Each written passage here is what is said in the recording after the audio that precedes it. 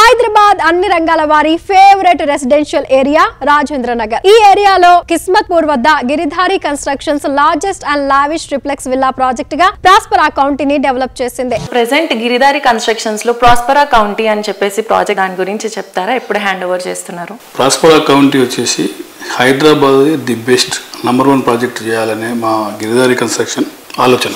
By అదే రకంగా world class amenities వచ్చే విధంగా రూపుదిద్దుకుంటా ఉన్నది.